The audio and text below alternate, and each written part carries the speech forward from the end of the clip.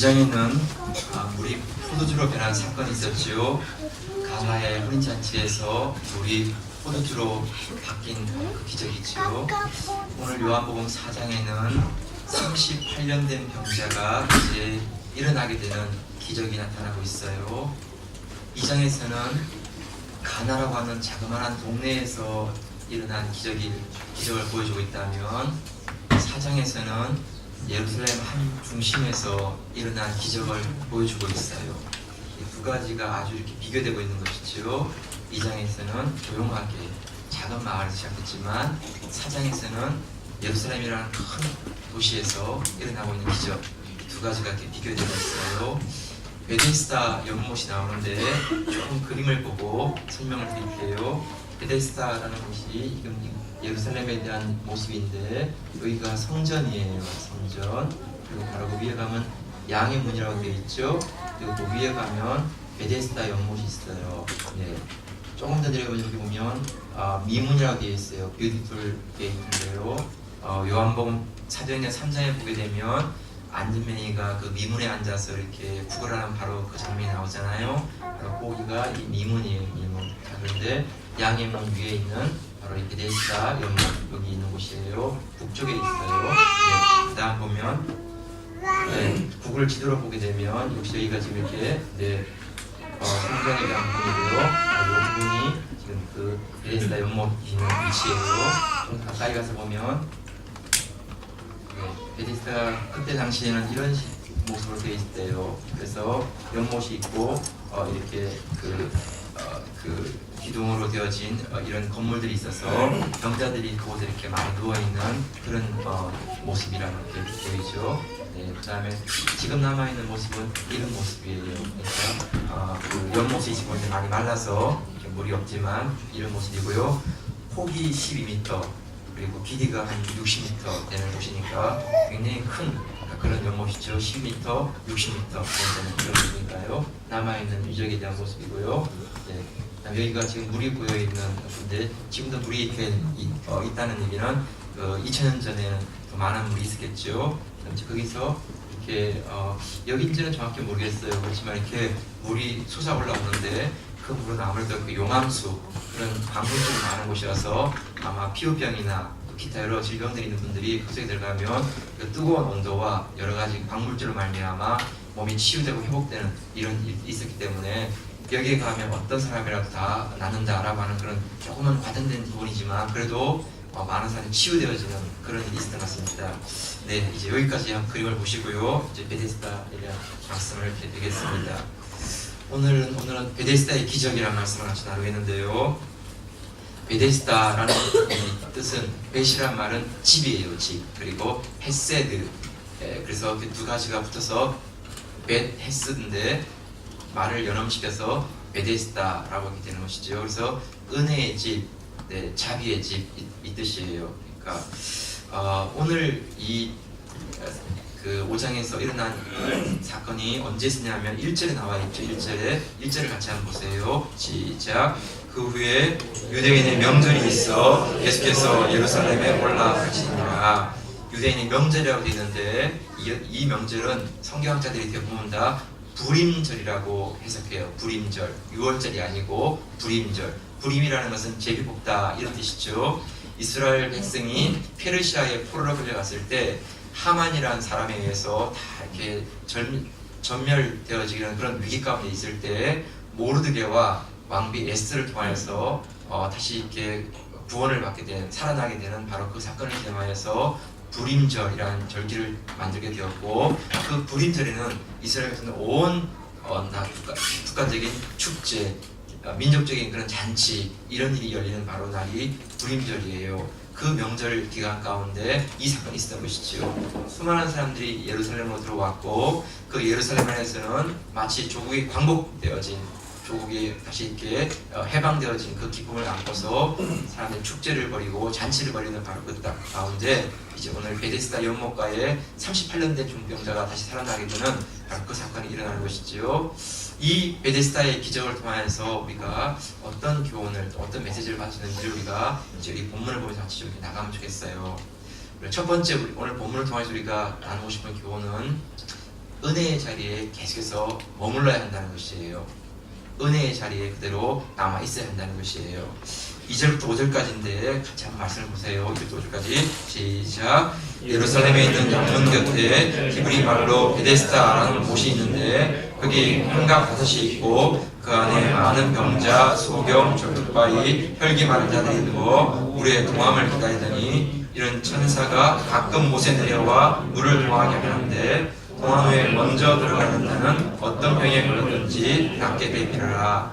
거기 38년 된 병자가 있더라.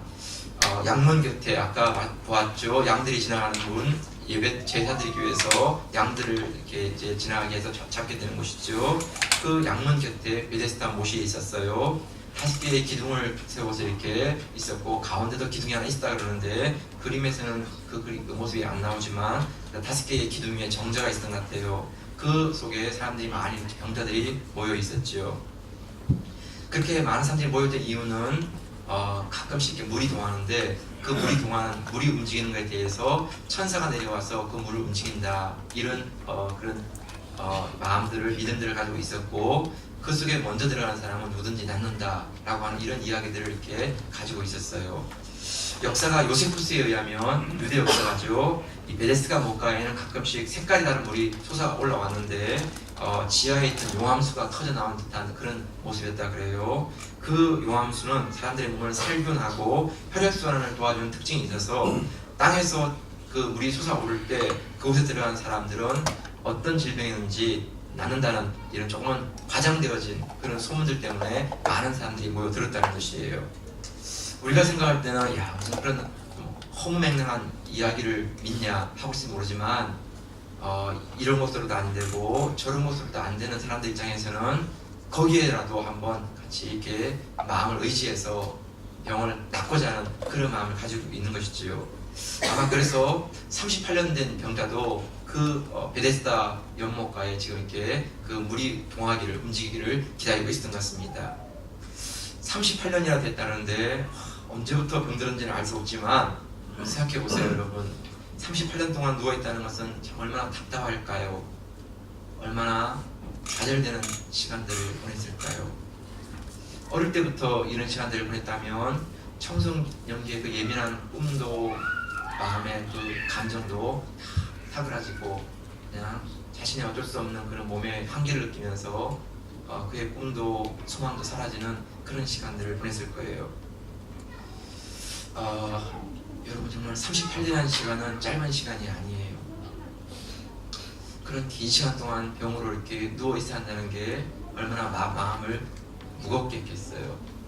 낙심, 좌절, 고통, 외로움. 이 정도의 시간이라면 더 이상 병이 낫기를 포기하고 그냥 인생을 포기할 수도 있는 그런 모습으로 살아갈 수도 있어요. 낫기는 틀렸고 이제는 일어나기는 틀렸으니까 그냥 어디 가서 구걸이를 하면서 겨우 입에 풀칠을 하고 목숨이 붙어있을 동안까지만 살아가자 이렇게 자기 삶을 완전히 그냥 내버려둘 수 있는 그런 상황일 수도 있어요. 그렇지만 이 사람은 그렇지 않고 베데스다 목가에 이렇게 지금 누워 있는 것이지요. 어떻게 보면 갈 곳이 없기 때문에 그런 거 아닙니까, 목사님? 집에 들어가 누가 받아줄 사람이 없기 때문에 그런 거 아닙니까? 네, 그럴 수도 있죠. 그렇지만 굳이 그러면 베데스다 목가에 있을 필요도 없어요. 그냥 정말 사람들이 많이 왔다 갔다 하는 곳에 누워가지고 있으면서 오늘 구걸할 수도 있는데 그렇지 않고 베데스다 목가에 이렇게 누워있는 것이에요.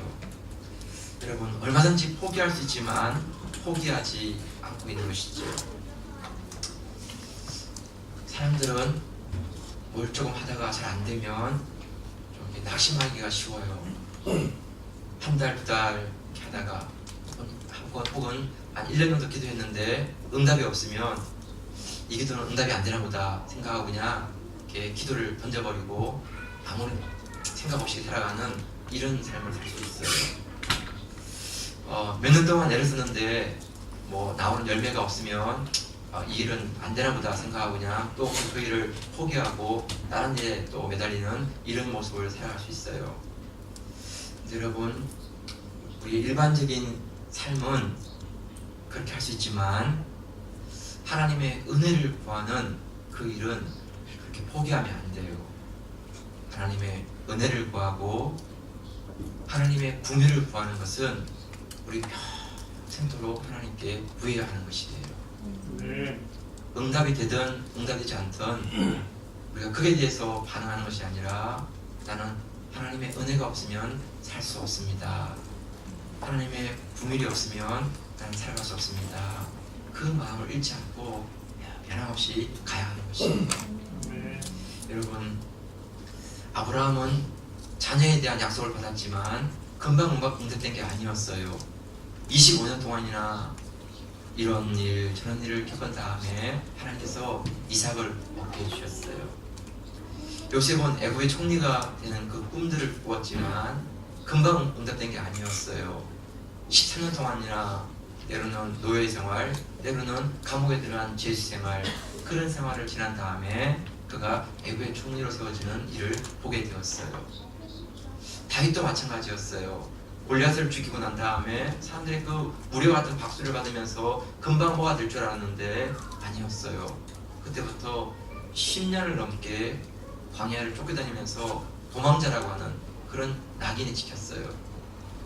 우리가 그냥 살아가도 쉽지 않은데요, 도망자, 왕이 미워하는 자, 그런 눈총과 지시를 받으면서 숨어 다녀야 되고 피해 다녀야 된다는 게 얼마나 자기의 그 자존감을 낮추는 일이겠어요. 여러분, 모세는 40년 동안이나 위대한 광야에서 양들을 키우면서 그냥 할 일 없이 아무 계획 없이 살아가야 했어요. 애굽의 왕자였다는 그 영광스러운 것도 다 사라져버리고 40년이 지난 80세가 되었을 때에는 몸도 마음도 다 늙어버린 그런 모습에 있을 때 하나님께서 그를 부르시고 세워주시게 되었어요.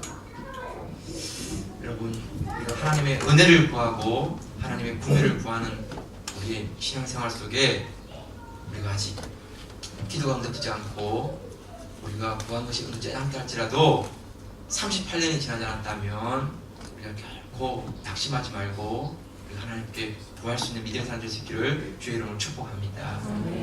여러분, 유대인의 명제이기 때문에 사람들은 즐거워 막 잔치를 벌였어요. 여기서도 막 웃는 소리가 들리고 저기서도 막 희덕거리는 소리가 들리고 먹고 마시고 떠들고 사람들은 너무너무 이렇게 흥겨워했어요. 그런데 베데스가 목가에서 누워있는 그 사람들은 하나씩 다 쓸쓸했어요. 그 병든 몸, 그 연약한 몸, 어디에 가서도 사람들이 환영해주고 받아주지 않는 그런 몸, 그런 몸을 가지고 누워있는 자신들의 모습은 얼마나 비교가 되겠어요. 왜 내 인생은 저 사람들과 다른 것일까?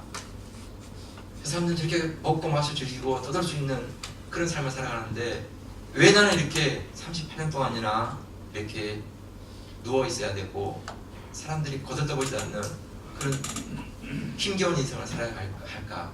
그런 마음이 이렇게 들어오는 것이죠. 여러분, 사람들이 함께하지 않고 사람들이 인정해주지 않는다 할지라도 우리 마음 가운데 실망과 좌절 때문에 하나님의 은혜에서 멀어지지 않으면 좋겠어요. 사람들이 알아주지 않더라도 하나님의 은혜의 자리는 지킬 수 있기를 축복합니다. 은혜의 자리에 머물 수 있기를 원해요. 왜냐하면 하나님의 은혜는 결코 떠나가지 않습니다. 반드시 하나님의 은혜는 응답되어지고 우리들을 들으시고 이루어주시는 하나님이십니다. 요한복음 10장 9절은 이런 말씀을 약속하고 있는데 같이 한번 읽어볼게요. 시작. 내가 문이니 누구든지 나로 말미암아 들어가면 구원을 얻고 또 들어가며 나오며 얻을 거리를 얻으리라. 여러분, 우리가 구원을 얻는 삶이 있어요. 그러면서 우리가 또 들어가며 나오며 꼴을 얻는 풍성한 삶이 있어요. 이 들어가며 나오며 하는 것은 기도에 대한 말씀이죠.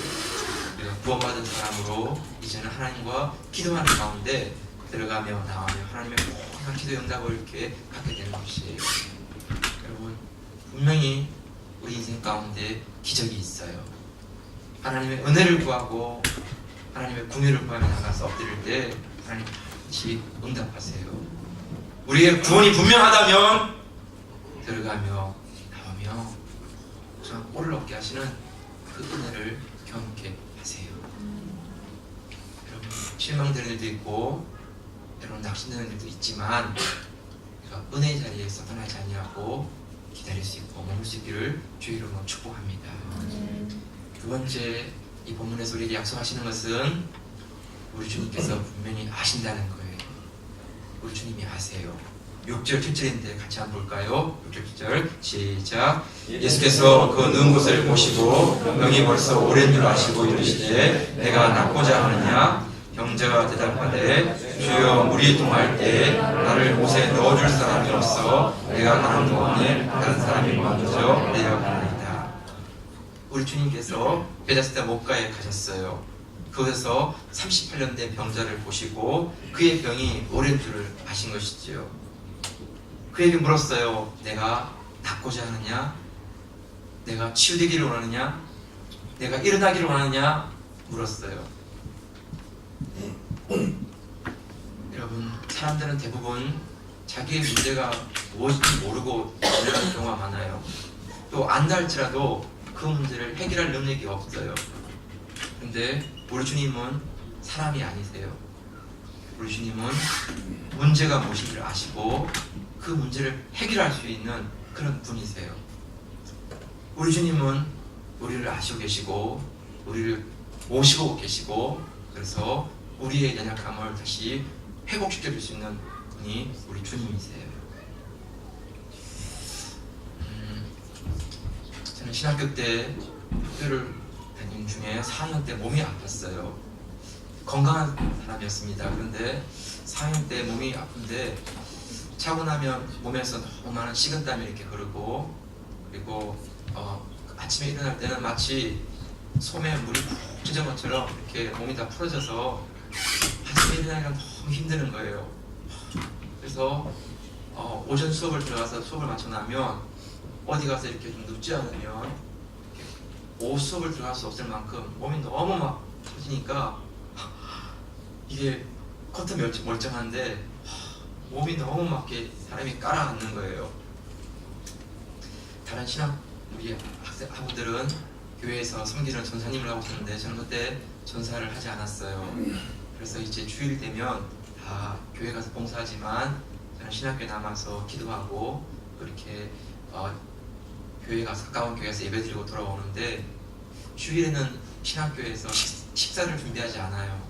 그래서 이제 혼자 해결해야 되니까 밖에 나가서 먹기도 하고 혼자 해결하기도 하고 그러는데 혼자 남아있는 그 학교에서 이렇게 학교 교정을 거닐다가 몸도 너무 힘들고 몸도 아프고 그래서 뒷산을 이렇게 걸어서 이렇게 올라갔어요. 그러면서 뒷산을 걸으면서 하나님께 기도했어요. 하나님, 나는 우리 집안에서 처음으로 예수 믿었습니다. 그리고 처음으로 신학교에 입학하게 되었어요.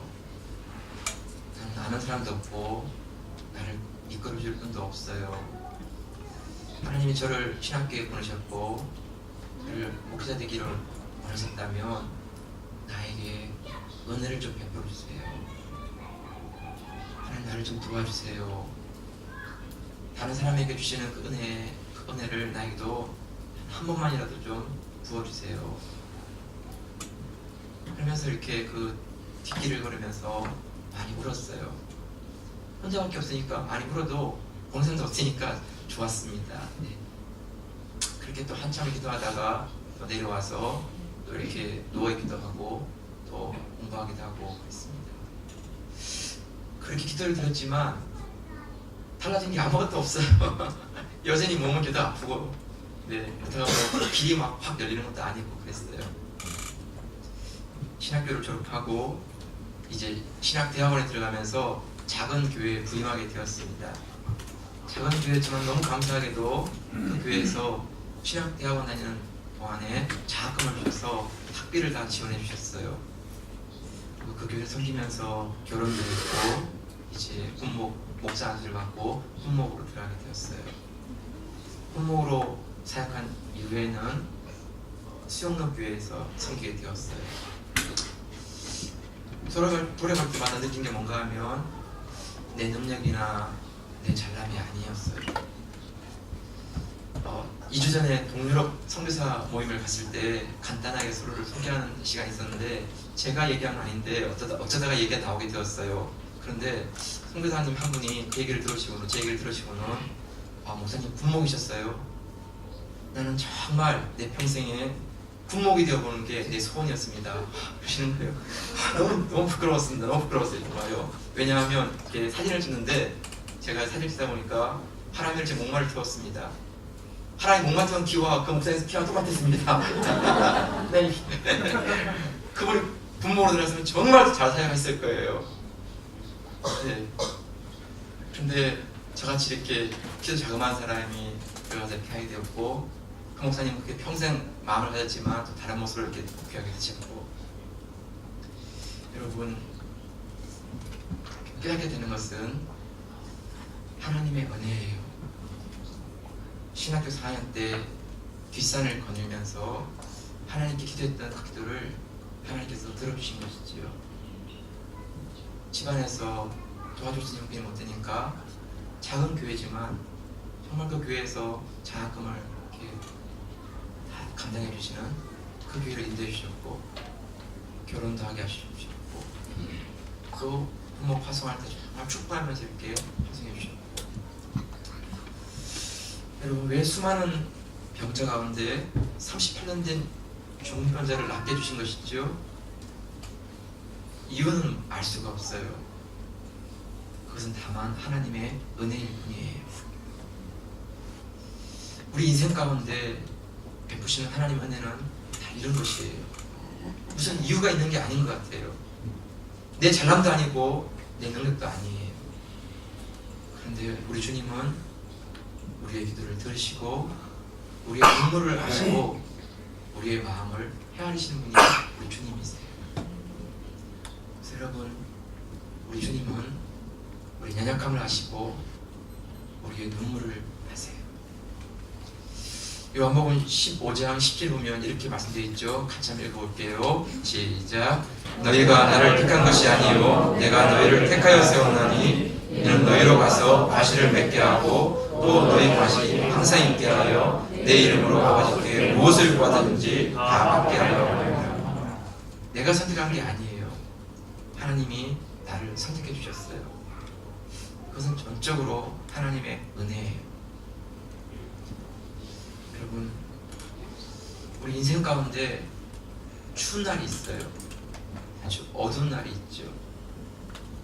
그 추운 날 힘들고 어려운 그런 시간들을 보내지만 우리의 마음속에 춥고 어두운 기억으로만 끝나지 않고 주님이 나를 찾아와 주시고 나를 만나 주시고 나를 일으켜 주시는 그 따뜻함이 있는 은혜의 날로 기억될 수 있기를 축복합니다.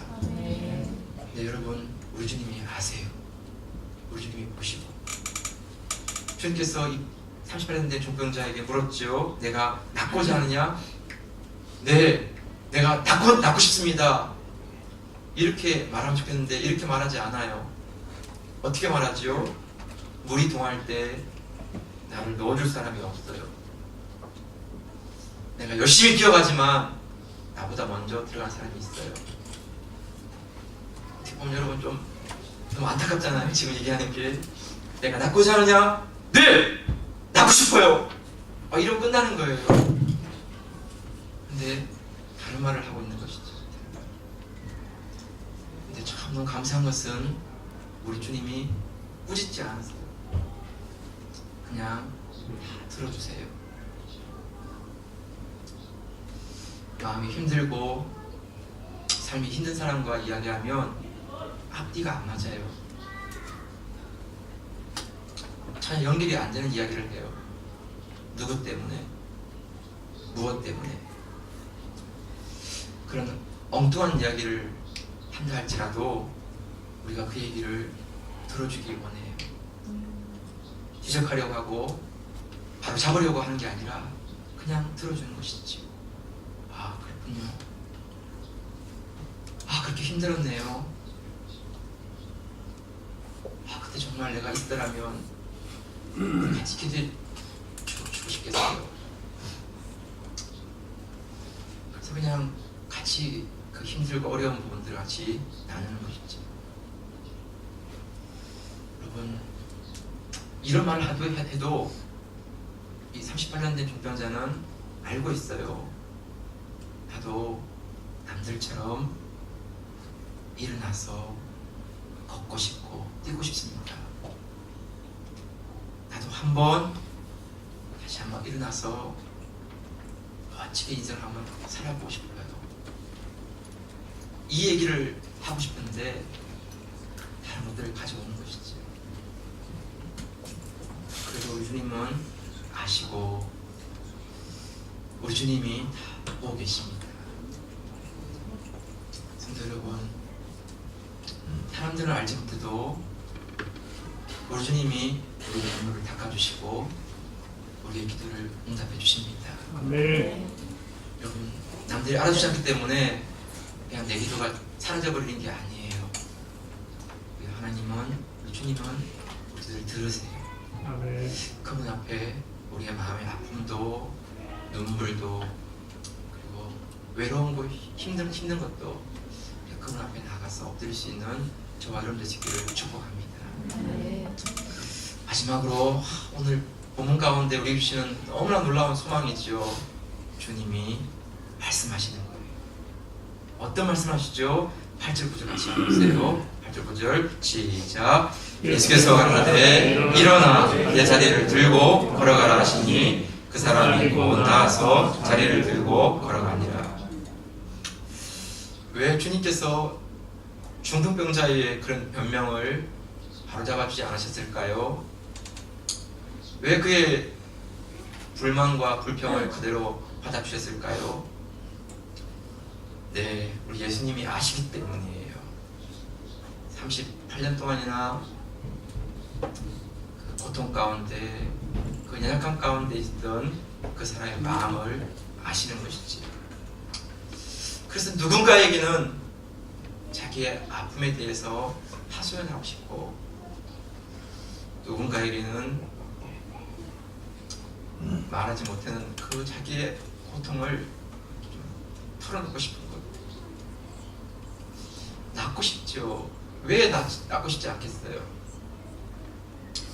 그렇지만 그 얘기를 하기에 앞서서 38년 동안 마음속에 있었던 수많은 감정, 생각, 그것들을 이렇게 그가 얘기하면서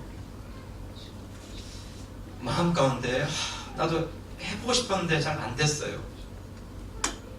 나도 열심히 살고 싶었는데 안 되는 거예요. 그렇지만 나를 좀 도와주세요. 나도 잘해보고 싶어요. 이 얘기를 지금 하고 있는 것이죠. 우리 주님께서 그 중병자의 마음을 다 아세요. 그리고 이렇게 말씀하시죠. 일어나 내 자리를 들고 걸어가라. 세 가지 말씀이에요. 일어나, 자리를 들어, 그리고 이제 걸어가. 여러분, 정말 황당한 얘기죠. 38년 동안 누워있었는데 무슨 수로 일어나고 자리를 들고 걸어갈 수 있겠어요? 아니에요. 우리 주님은 말씀하시면 그대로 이루어지는 거예요. 네. 치유가 일어나고 회복이 일어나는 거예요. 그래서 그 중병자가 나아서 일어날 수 있고, 그가 누워있었던 그 자리를 들 수 있고, 그러면 두 발로 걸어갈 수가 있는 것이 불가능한 상황, 절대로 일어날 수 없는 그런 상황, 그런 상황이라 할지라도 주님이 말씀하시면 이루어지는 것이에요. 여러분, 우리에게도 동일하게 말씀하세요. 우리에게도 마음을 깊이 들어가보면 이거는 안 돼, 이거는 바꿀 수가 없어, 이거는 해도 해도 안 되는 일이야 라는 그런 생각 때문에 우리가 누워있는 그런 자리가 있어요. 겉으로는 다 멀쩡해요. 근데 그 마음속으로 들어가 보면 나는 이거는 정말 어쩔 수가 없어. 정말 이렇게 누워있는 모습으로 살아가는 것이지. 수많은 불가능의 이유들, 지루하면서도 나를 얽매게 하는 그런 사건들, 그런 사건들 앞에서 우리 주님이 찾아오셔서 말씀하시죠. 일어나 내 자리를 들고 걸어가. 사람의 말이라면 불가능해. 근데 우리 주님께서 말씀하시면 되는 거예요. 여러분, 찬양 가운데 나의 등 뒤에서 나를 도우시는 분, 나의 인생길에서 지치고 고나여 매일처럼 주저하고 싶을 때 나를 밀어주시네. 나의 등 뒤에서 나를 도우시는 주, 평안히 길을 갈 땐 보이지 않아도 지치고 고나여 넘어질 때면 다가와 손 내미시네. 여러분, 우리 주님은 이런 분이세요. 누워있는 자리, 우리로 무너지게 한 자리, 수많은 불가능한 자리에서 우리 주님께서 말씀하세요. 일어나 자리를 들고 걸어가. 여러분, 몸이 아픈 분들, 그 몸이 아픈 것 때문에 힘든 거 압니다. 그럼에도 불구하고 주님께서 말씀하신다면 우리가 일어나 걸어갈 수 있기 원합니다. 네. 마음이 아픈 분들, 어렵고 힘든 부분도 조금 이해합니다. 그런 분들도 주님 말씀하시면 믿음으로 일어나 걸어갈 수 있기를 축복합니다. 우리를 둘러싼 수많은 환경들, 그것 때문에 우리가 얼마나 우리를 지치게 만들고 우리를 무기력하게 만드는지 압니다. 수없이 벗어나려고 해도 벗어날 수 없는 우리를 옥죄고 있는 그런 묶음들. 여러분, 그런데 불구하고 우리 주님이 말씀하시면 우리를 가두었던 수많은 환경 속에서 다시 그걸 털어버리고 일어나 걸어갈 수 있는 것입니다. 내 힘으로는 불가능하지만 주님 말씀하시면 그대로 이루어지는 것입니다. 성도 여러분, 다른 길이 없어요. 다른 방법이 없어요. 하나님의 은혜 가운데 우리 주님이 말씀하시면 그대로 되어지는 것이에요. 우리에게 믿음의 결단이 필요해요. 믿음의 결단. 나는 안 돼. 38년 동안이나 내가 누워있었는데 어떻게 일어나? 아니에요.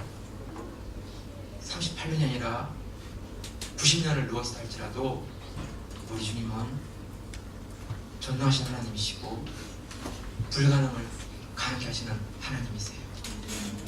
그분이 나를 만지시고 내게 말씀하시면 길은 열리는 것이에요. 여러분, 우리가 베데스다 목가로 나갑니다. 우리의 기도를 들으시고 우리의 눈물을 아시는 주님이십니다. 그 주님이 말씀하시면 기적은 일어납니다. 불가능이 기적으로 바뀌는 것이지요. 평안히 길을 갈 땐 보이지 않지만 우리가 지치고 고나여 넘어질 때는 우리 주님께 다가와 손님이시면서 일으켜주시는 주님이십니다. 일어나 걸어가라. 이 말씀 가운데 우리도 한번 일어나서 하나님 앞에 기도할 수 있고 엎드릴 수 있기 원합니다. 지금 당장 내게 아무런 일이 일하지 않았다 해서 아무 일을 하는 게 아니에요. 지금 아무것도 일하지 않는 것 같이 보일지 모르지만 분명히 우리 주님은 일하시는 분이세요. 우리 기도를 들으시고 응답하시는 하나님이세요. 여러분 신실하신 그 주님 말씀 의지하고 우리가 믿음으로 일어나 걸어갈 수 있는 저와 여러분 될 수 있기를 주의 이름으로 축복합니다. 같이 한번 찬양을 부르겠는데 나의 등을 위해서 이 찬양을 해볼까요?